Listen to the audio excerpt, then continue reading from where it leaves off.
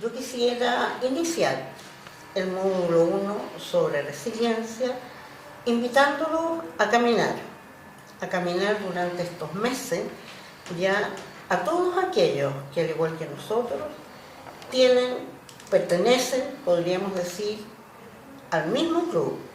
Es así como a todos nosotros nos duele el dolor que duele. Es esa la principal motivación de por qué nosotros pensamos que estamos embarcadas en esta tarea. ¿Ya?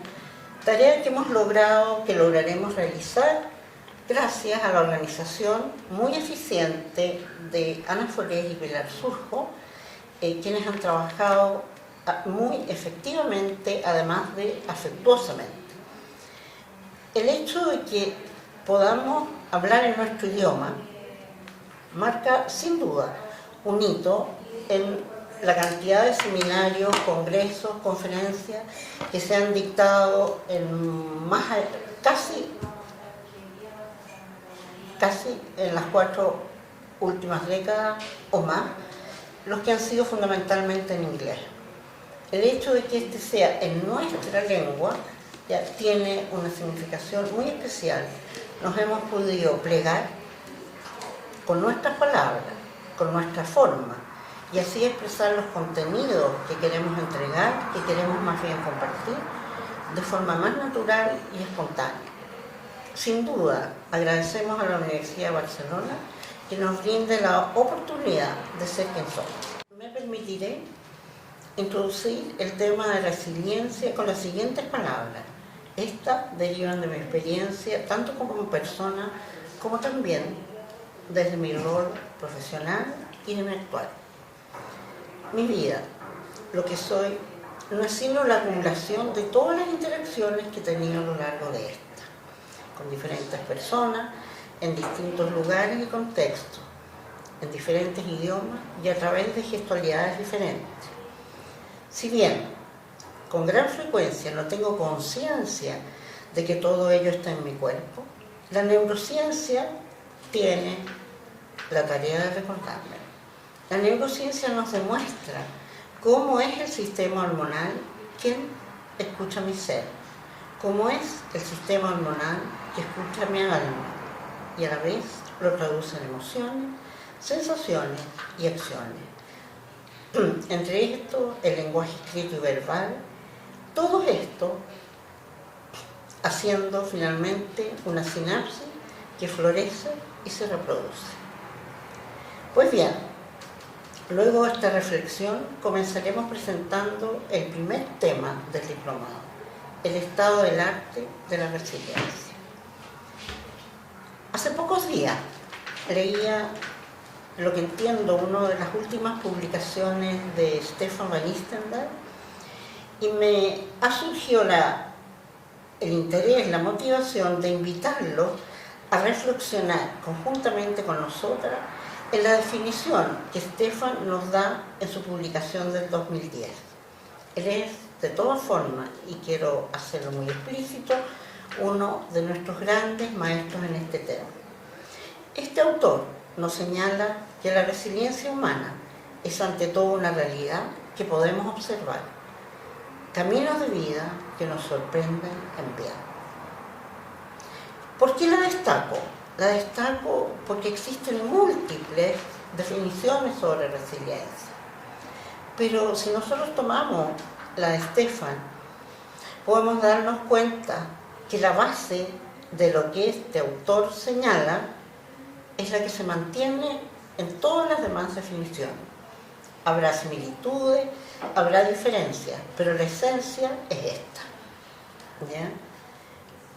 Y como es una realidad que podemos observar, es que podemos creer, podemos elaborar a partir de esta creencia de que sí se puede iluminar los caminos de la vida para finalmente que nos sorprendan en bien, en nuestro beneficio y en de todos aquellos que nos rodean. Trabajar bajo la iluminación de este concepto, implícita o explícitamente, es entender que el desarrollo del potencial de todo ser humano ¿sí?, está siempre presente y que la expresión o manifestación de este es tarea, o más bien responsabilidad de quienes nos rodean.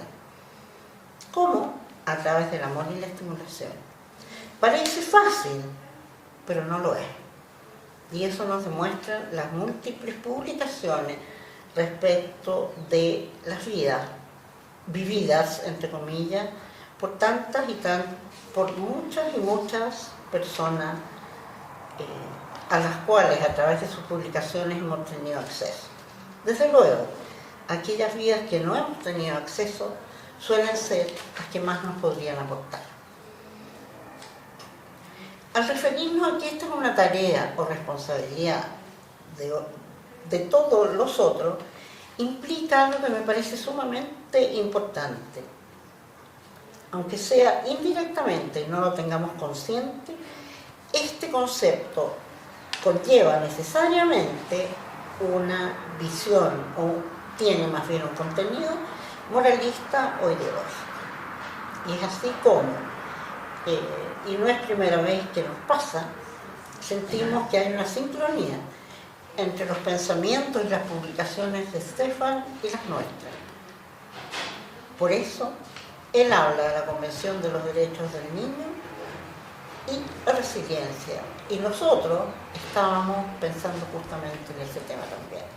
Es él quien nos ha arrojado la luz desde que lo conocí en un almuerzo en Ginebra, al que gentilmente me invitó con Florence, su señora, y en la cual me regaló el concepto de resiliencia.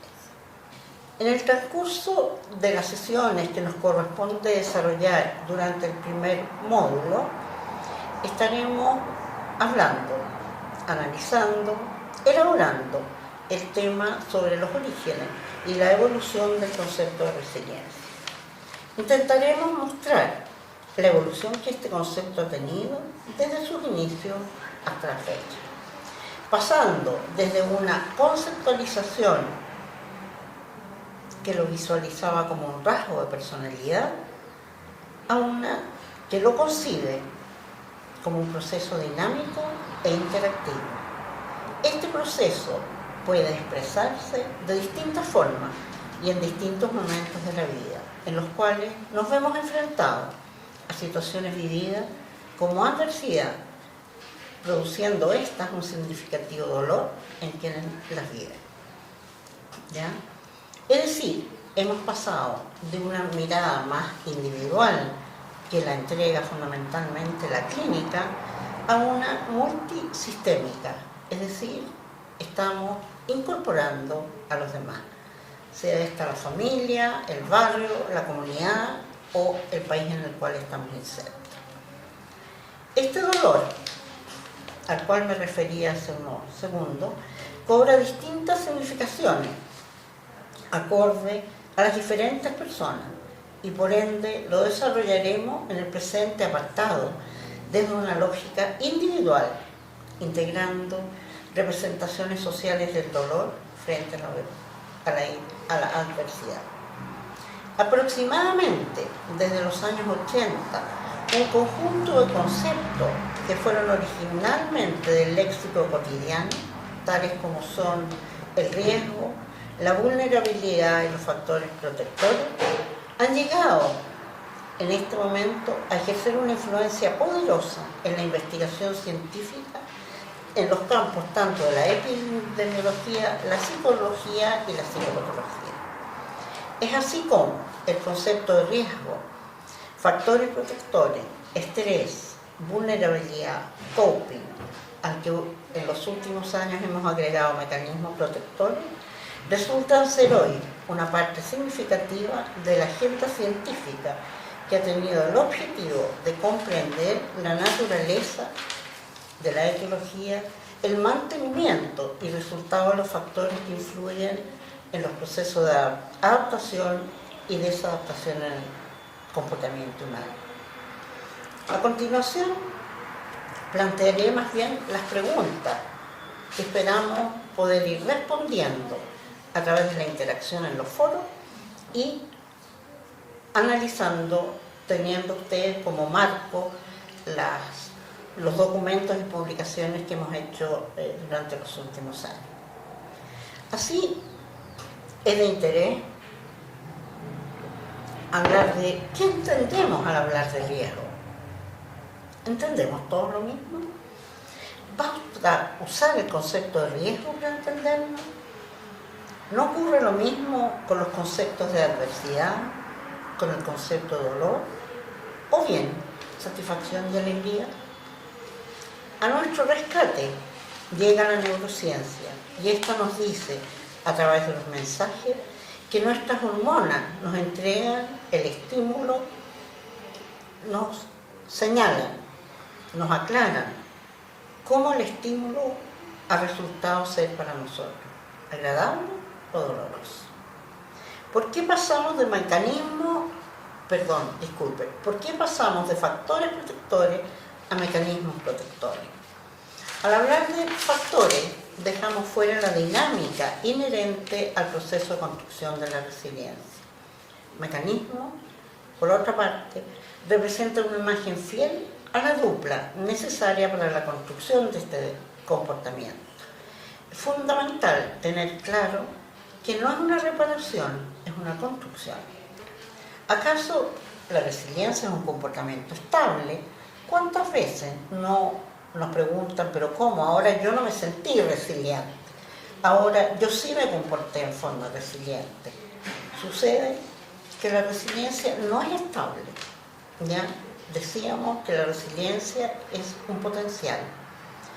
La resiliencia, por lo tanto, no es estable durante nuestra vida. La resiliencia surge cuando es necesaria y se difumina cuando no lo es.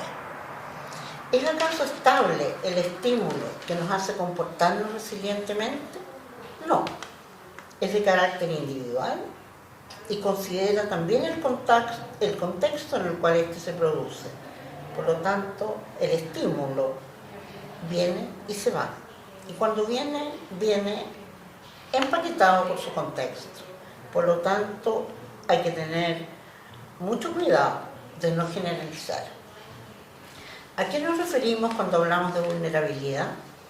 Al hablar de vulnerabilidad, es necesario distinguir la vulnerabilidad, provocada por las carencias económicas, de aquella que denominamos vulnerabilidad social. Ojo, aquí es necesario tener cuidado. Los prejuicios surgen muy fácilmente y nos parece nuestro deber, como profesionales con experiencia en acción, de advertir sobre lo siguiente. ¿Por qué suelen ir acompañadas vulnerabilidad económica y psicosocial? O más bien, ¿por qué suelen ir acompañadas en quienes hablan de vulnerabilidad económica y llevan como supuesto, o más bien inherente a ella, la vulnerabilidad psicosocial? Esta es una pregunta que es necesario tener presente y vigente cuando trabajamos en situaciones de adversidad. La situación de vulnerabilidad económica es nada más ni nada menos que el resultado de la condición de carencia económica. Y esto, sin duda, lleva acompañado una serie de otros riesgos, como lo son problemas de habitabilidad, bajos ingresos, bajo nivel educacional y estrés de la madre, entre otras. Ello implica que el estrés que se vive en una familia de escasos recursos económicos puede provocar disfuncionalidad en la dinámica familiar y, por lo tanto, problemas de rendimiento escolar y conductual, entre otros. Sin embargo, bien puede ser, y nos muestra la literatura, y nos muestra Cyrulnik en Los patitos feos, que el apego seguro se observa con tanta frecuencia en los sectores con carencias económicas como en los sectores que no lo son. Esto, al trabajar, al realizar intervenciones psicosociales, es necesario tenerlo sumamente presente. Es necesario respetar las condiciones económicas y entender que no son estas en sí mismas las que pueden causar la disfuncionalidad. Es la acumulación de los riesgos lo que hace que muchas veces las personas así llamadas a entregar el apego, a tener apego con sus hijos, no están en condiciones de darlo por el tiempo, por la energía física, psicológica y emocional. ¿Todos los comportamientos resilientes son iguales? No, de ninguna forma. Cada ser humano se comporta de una forma diferente. Además, es interesante destacar que cada ser humano se comporta de una forma diferente en distintos momentos de su vida y además en distintos contextos. Ojo con quedarse en la máscara, ya como señalaba Stanislavski, y no llegar a lo que realmente somos como seres humanos, ¿ya? A nuestra esencia, podríamos decir. ¿La construcción de la resiliencia es exclusiva de una disciplina profesional? No, de ninguna forma. No podríamos entender la resiliencia si no entendiéramos, si no consideráramos que este comportamiento debe ser entendido, analizado a través de una elaboración que suponga de antemano que el ser humano es integral y se compone básicamente por lo que Cyrulnik denomina cuerpo y alma, y Dan Siegel más adelante agrega a cuerpo y alma la espiritualidad. Cyrulnik nos da un ejemplo de una torta. Él dice, cuando sacamos una tajada de la torta, la tajada no es la torta, es la tajada de la torta. Y eso estaríamos haciendo si dividimos artificialmente el ser humano en especialidades o en áreas. ¿Cuál es la característica central del marco conceptual de la resiliencia? Tenemos que tener muy en cuenta, y quienes hemos trabajado en programas de acción, que hemos estado cerca de personas que viven en situaciones de adversidad, que no podemos tomar en consideración únicamente, solamente los problemas o los déficits, o bien las carencias, sino también los recursos de los niños, y todos los recursos que nos entrega su entorno. Van Nistelrooy, Cyrulnik, Barudy nos agregan que es necesario tomar en consideración aquello que aún funciona y que va a poder desarrollarse y pueda ser utilizado para crear suplencia y redinamizar lo existente. Esto significa que los seres humanos no somos intercambiables o desechables, como lo es el resto de la tecnología que hoy en día nos acompaña. ¿Es correcto, acaso, hablar de un pobre? ¿O debemos hablar de una persona en condición de pobreza? Hablar de pobre implica, o hablar de sucio, implica hablar de mal alumno, implica el no reconocimiento del individuo o de la persona como tal, sino que apela a una condición que puede no ser permanente y no es necesariamente determinante. Podría ser, sí, condicionante. Por otra parte, al hablar de pobre, nos referimos de inmediato a una carencia, y esta puede ser intervenida desde el punto de vista de la construcción.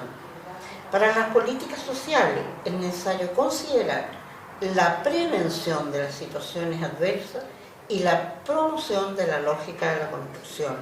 Se trata entonces de pensar dónde está el problema realmente, cómo podemos remediarlo, sino que agregar a esta pregunta, ¿qué podemos construir juntos con los elementos que tenemos a nuestra disposición? Van Nistelrooy, por último, agrega que frente al dolor debemos abandonar el cinismo y define el cinismo como el realismo sin esperanza, o bien abandonar las ilusiones, y las define como la esperanza sin realismo, con el fin de consagrarnos a un acercamiento entre esperanza y realismo. Y como termina diciendo Van Nistelrooy, el realismo o la esperanza es una verdadera inspiración vital. La convocatoria de Seanín es invitar a pasar del dolor a la esperanza.